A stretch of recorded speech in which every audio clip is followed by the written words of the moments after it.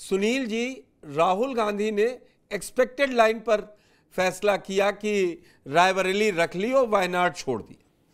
कहानी यहां से आगे यह बढ़ती है कि जिस समाजवादी पार्टी के साथ 2024 में 6 सांसद लेके आए हैं, अगर कांग्रेस इस हालत में पहुंची है तो समाजवादी पार्टी पिछले 31 सालों में, सन 92 से जब से बनी है, उसने सारा वोट बैंक खाया है तो कांग्रेस का ही खाया है, सबसे बड़ा चंक अगर कहा जाए तो। इसको आप कैसे देख रहे हैं, जो 35 साल से कांग्रेस यूपी में वापसी का संघर्ष कर रही है, 96 में मायावती के साथ 130 सीटों पर विधानसभा लड़ी, कोई फायदा नहीं निकला। 2002 और 2007 अकेले लड़ी तो 30 सीटों के अंदर आ गई। ये यहां आप कैसे देखते हैं कि कांग्रेस अपना उभार कर पाएगी, वो भी इनके साथ रहकर, समाजवादी पार्टी के साथ?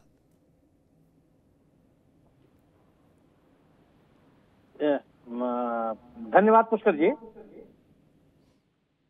क्या भारतीय जनता पार्टी सुभाषपा से अपना गठबंधन तोड़ने के लिए तैयार है? क्या भारतीय जनता पार्टी निषाद पार्टी से अपना संबंध तोड़ लेगी? क्या भारतीय जनता पार्टी अपना दल एस से अपना संबंध तोड़ लेगी? इतनी बड़ी पार्टी है वो। कांग्रेस तो अपने अस्तित्व को बचाने के लिए संघर्ष कर रही है और अपने विपक्ष के गैर भाषा मतदाता जो हैं उनको एकत्रित करने की कोशिश कर रही है। कांग्रेस और समाजवादी पार्टी का साथ रहना गैर भाषा मतदाताओं के बीच में विश्वास बनाए रखने की एक कोशिश है। अगर ये राजनीतिक जो गैर भाषा राजनीतिक दल हैं, अगर गैर भाषा मतदाताओं के बीच अपना विश्वास कायम रखना चाहते हैं तो उनको एक साथ ही रहना होगा। कांग्रेस का सबसे बड़ा योगदान, उत्तर प्रदेश में कांग्रेस की संगठन नहीं है, कांग्रेस के पास कार्यकर्ताओं की कोई फौज नहीं है, इससे कोई इनकार नहीं कर सकता। लेकिन कांग्रेस और कांग्रेस के नेता राहुल गांधी की सबसे बड़ी उपलब्धि है कि विपक्ष के नेताओं को, विपक्ष की गतिविधियों को, विपक्ष की राजनीतिक गतिविधियों को जनता के बीच में विश्वास दिलाया। यह विश्वास दिलाने की कोशिश की है कि सरकार के खिलाफ एक विपक्ष की भूमिका अदा करने के लिए वो तैयार हैं, संघर्ष करने के लिए तैयार हैं और संघर्ष करते रहेंगे। समाजवादी पार्टी और कांग्रेस दोनों को उत्तर प्रदेश में एक दूसरे की आवश्यकता है। अगर कांग्रेस से अलग हो जाती है समाजवादी पार्टी तो उसको जो आज राजनीतिक ताकत मिली है वो नहीं रह जाएगी, क्योंकि गैर भाषा मतदाताओं में विभाजन होगा। आज गैर भाषा मतदाताओं के बीच में ऐसे लोग जो भारतीय जनता पार्टी के साथ रह जाना चाहते हैं, उनके पास एक और एकमात्र विकल्प उत्तर प्रदेश में है, समाजवादी पार्टी कांग्रेस का गठबंधन, जिसे इंडिया गठबंधन। आप इस गठबंधन की विश्वसनीयता का अंदाजा इससे लगाइए कि बहुजन समाज पार्टी जैसी समर्पित कार्यकर्ताओं की पार्टी भी दहाई के अंक में अपना जन समर्थन नहीं बनाए रख पाई, क्यों बड़ा वर्ग टूट करके चला गया और भारतीय जनता पार्टी का जो मतदाता था वो भी टूट के चला गया। 2024 का लोकसभा चुनाव इस बात का गवाह है कि कोई भी संसदीय क्षेत्र ऐसा नहीं है, कोई भी गौतम बुद्ध नगर संसदीय क्षेत्र को छोड़ करके बाकी 79 संसदीय क्षेत्रों में समाजवादी पार्टी का मत प्रतिशत घटा, वोट देने वालों की संख्या घटी। और जो इंडिया गठबंधन है या समाजवादी पार्टी है या कांग्रेस है, अगर अलग अलग भी बात करेंगे तो इनका जन समर्थन बढ़ा। भारतीय जनता पार्टी के खिलाफ मतदाताओं के रुख की शुरुआत आप 2022 के ही विधानसभा चुनाव से देख लीजिए। जो समाजवादी पार्टी 2017 के चुनाव में केवल 41 सीटों पे थी, वह 2022 के चुनाव में 111 सीटों पर पहुंच गई। यह क्रम रुका नहीं। इस विधानसभा चुनाव के बाद जो नगर पंचायतों के चुनाव हुए, स्थानीय निकायों के चुनाव हुए, उसमें भी भारतीय जनता पार्टी का मत प्रतिशत गिरा। नगर पालिकाओं के चुनाव में, नगर पंचायतों के चुनाव में निश्चित रूप से नगर निगमों की सभी 17 सीटें मेयर की चुनाव भारतीय जनता पार्टी जीती है। लेकिन ऐसा नहीं था कि लोगों ने बहुत टूट करके। सुनील जी, बीजेपी का मत प्रतिशत इतना भी नहीं गिरा है ना, 41% से ज्यादा वो पा रही है। आप 14 से 24, 10 साल आप यूपी जैसे स्टेट में अगर 10 साल आप 40% के आसपास वोट परसेंट डिफेंड कर रहे हैं तो सीटें कम ज्यादा हो सकती हैं, 70 से आप बाहर नहीं हो रहे और वही रिजल्ट आया। देखिए, गठबंधन आज के समय की सबकी मजबूरी है। जो आपने मूल सवाल पूछा था तो मैं उसको भी कह दूं कि वो एसबीएसपी और संजय निषाद की पार्टी या सोनेलाल पटेल अपना दल से कंपेयर कांग्रेस का होना बड़ा गलत होगा, लेकिन हाँ, कांग्रेस क्योंकि राष्ट्रीय स्तर की पार्टी है, ये तीन छोटे छोटे दल हट भी जाए तो बीजेपी को बहुत बड़ा नुकसान नहीं होने जा रहा। अगर ये लोग फायदा ही करते तो सबसे ज्यादा घाटा तीनों पूर्वांचल से आते हैं छोटे दल, और सबसे ज्यादा सीटें हारी पूर्वांचल में। आप पहली बात कि मत प्रतिशत की आप बात कर लीजिए। कांग्रेस का मत प्रतिशत मध्य प्रदेश में और गुजरात में 40% से कम नहीं है। सीट एक नहीं मिलती, सीधी लड़ाई है वहां पर जी। और दूसरी चीज कि भारतीय जनता कांग्रेस को अपना मत प्रतिशत गिराने में 60 साल लगे, भारतीय जनता पार्टी को अपना मत प्रतिशत गिराने में 10 साल लग गए। केवल 10 साल में इनका मत प्रतिशत गिर गया। आप नाराजगी कालम इसे देख लीजिए।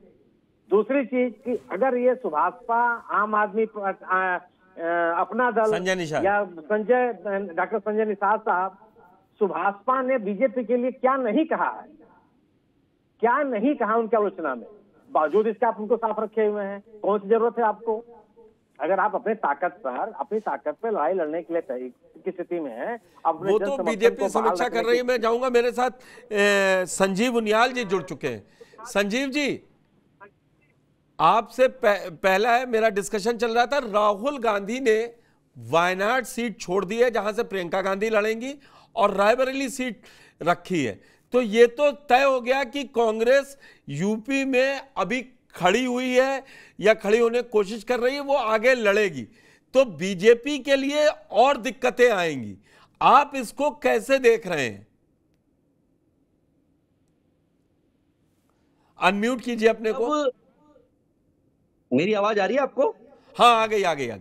पुष्कर, मुझे दो बातें लगती हैं कि जब वायनाड और रायबरेली के बीच में अंतर्द्वंद चल रहा था कांग्रेस के बीच में, उस टाइम स्थिति आप समझिए, मैं उसको उस एरिया में आपको उस टाइम पे लेके जाना चाह रहा हूं।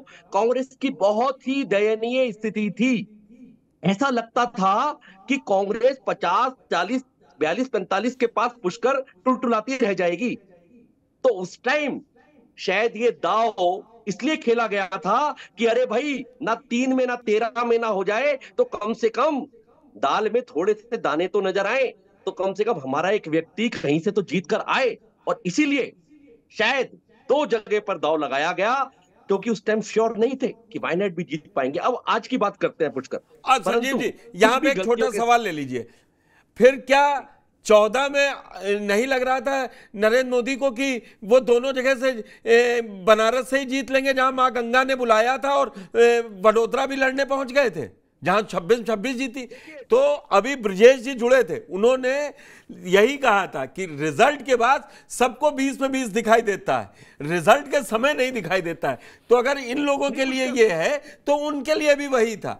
तो ये तो राजनीतिक दल करते रहे, पहली बार तो ऐसा कोई लड़ा नहीं था। तो और बढ़िया किया, चौथे चरण में समझ में आ गया कि चलो वायनाड, अमेठी में गड़बड़ हो सकता है। तो ये तो मुझे राजनीतिक तौर पर लग रहा है कि सही फैसला था, जो इंदिरा गांधी 77 में नहीं समझ पाई थी।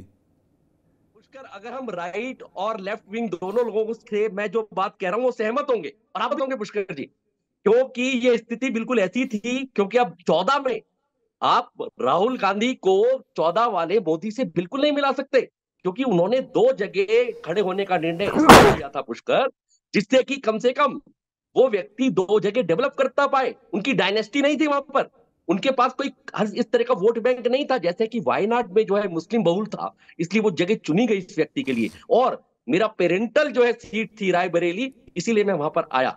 तो ये स्थिति पहली बात तो मोदी पर अप्लाई नहीं होती। परंतु अगर हम आज की बात करते हैं पुष्कर जी, तो अनडाउटेडली कांग्रेस को दोनों हाथों में लड्डू मिल गए। अब जब लड्डू मिल गए तो स्थिति ये थी कि अब करना क्या है, तो कौन से लड्डू को गड़बड़ किया जाए। अब वो स्थिति ये आ गई कि इनको समाजवादी पार्टी के कंधे पर चढ़कर उनकी साइकिल पर जो चला रहा कौन है, मुलायम सिंह के बेटे चला रहे हैं। उसकी आगे वाली जो सीट पर छोटी सी, याद है आपको कि पहले वो डंडे पर छोटी सी सीट लगा करती थी, तो ये उस सीट पर, छोटी सी सीट पर बैठे हुए, दोनों पार आगे की तरफ है इनके, वो अगर दिन पैर खुल गए वो पहिए के नीचे भी आ जाते थे कई बार। तो लगभग स्थिति ऐसी है पुष्कर इनकी कि कब किया जाएगा और पीछे से भी हो सकता है गिरा दिया जाए। तो समाजवादी पार्टी का स्ट्रांग होना इनके लिए खतरनाक है, और इनका रायबरेली पर अपने पैर जमाना समाजवादी पार्टी के लिए भी एक इंट्रोस्पेक्शन का विषय है कि क्या हम इस व्यक्ति के साथ चल सकते हैं।